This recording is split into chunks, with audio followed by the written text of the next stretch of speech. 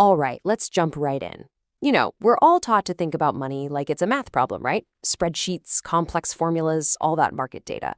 But what if I told you that being good with money has almost nothing to do with how smart you are and everything to do with how you act? That's what we're digging into today, the huge ideas from Morgan Housel's amazing book, The Psychology of Money. So, to really get this, just picture two different people on Wall Street. First, you've got this young banker, super sharp, knows every single financial model by heart. He absolutely thinks he's a genius. And then there's this older guy. He looks totally ordinary, but he has something the banker is completely missing: real, genuine peace of mind. And that's the whole point, isn't it? Financial success, it's a soft skill. Your behavior is so much more important than your textbook knowledge. And really, that just brings us to the biggest idea of this whole thing. It all boils down to this. Managing money well isn't about being the smartest person in the room. Note, it's about getting a handle on your own psychology. Your greed, your fear, your ego, all of that stuff. Okay, so our first section is all about this idea. It's not about math, it's about psychology. So what does that even mean, the psychology of money? Well, it's actually a pretty simple idea. It's that all of your personal experiences with money, what your family taught you, the economy you grew up in, all of that shapes your financial decisions way more than any textbook or spreadsheet ever could. And that brings us to our next section, your personal money story. This is all about why no one's crazy. I mean, think about this for a second. Our entire view of money is shaped by the generation we were born into. If you grew up during the Great Depression, of course you'd value being frugal and saving cash.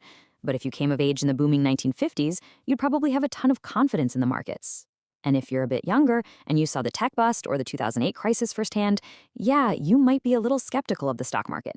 See, the point is, no one's crazy. We're all just a product of our own very personal history. But our personal history isn't the only thing we tend to ignore. There's another huge factor at play here. Let me tell you a quick story about this. So, Bill Gates. He had a classmate.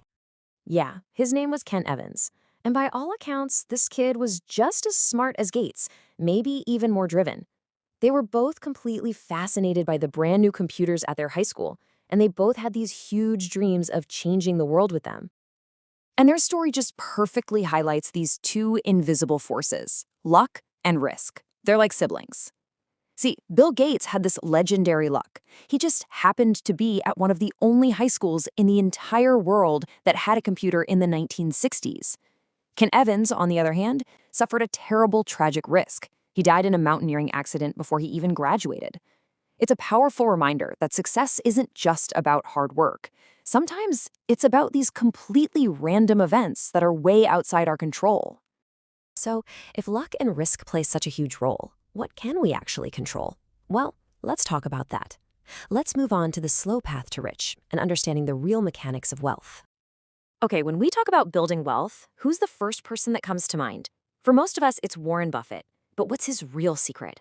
I can almost guarantee it's not what you think. Get ready for this number, because it's wild. 99%, let me say that again, 99% of Warren Buffett's net worth was earned after his 50th birthday. See, his real skill wasn't just being a brilliant investor, it was being a pretty good investor for a really, really long time. And that right there is the absolute magic of compounding. Housel has this perfect analogy. It's like a tiny snowball at the top of a really long hill. At first, it's small, it's not doing much, but as it starts rolling, it picks up more snow and more, until it becomes this huge, unstoppable force. So good investing isn't about getting mind-blowing returns, it's about getting pretty good returns that you can just stick with for decades. And this points to a really critical distinction. Getting wealthy and staying wealthy are two completely different skills. Getting wealthy, yeah, that often means taking some bold risks, being optimistic, but staying wealthy, that's a whole different ballgame. That takes humility and a healthy dose of fear of losing what you've built. The goal isn't just to make big gains, it's to survive long enough for that compounding snowball to do its thing. But survival is easier said than done, right? Because you have to avoid some serious pitfalls. Which brings us to our next part, wealth's hidden traps, and the psychological traps you really want to avoid. This Buffett quote just says it all. You don't need to risk what you have and need for something you don't. Think about a guy like Rajat Gupta. He was the head of McKinsey, already a multimillionaire, had everything he could ever want. But it wasn't enough. He wanted to be a billionaire. So he risked everything for something he absolutely did not need, and he ended up in prison for insider trading.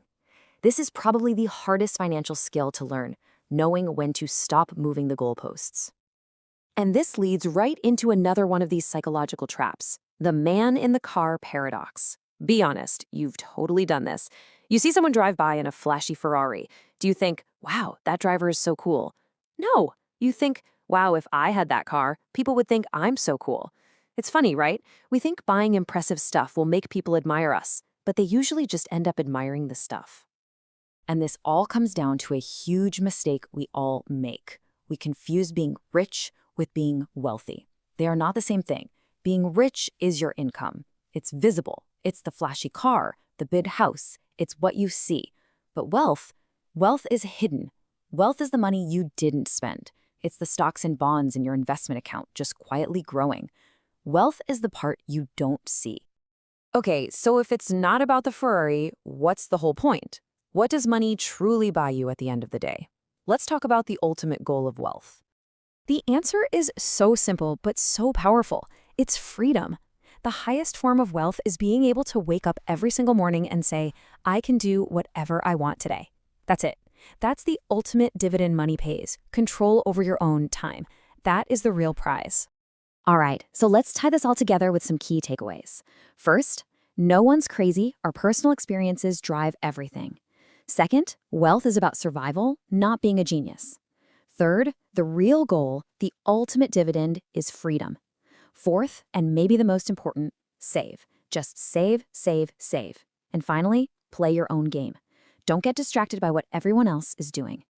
And I just want to leave you with this one last thought. From a story in the book about a janitor who lived a super simple life, but secretly died a multimillionaire. He never tried to impress a single person. He just sought freedom, peace, and security. And that right there was his definition of wealth. And that really brings us to the final and most important question. A question you have to ask yourself. So forget what social media tells you, forget what your neighbor just bought.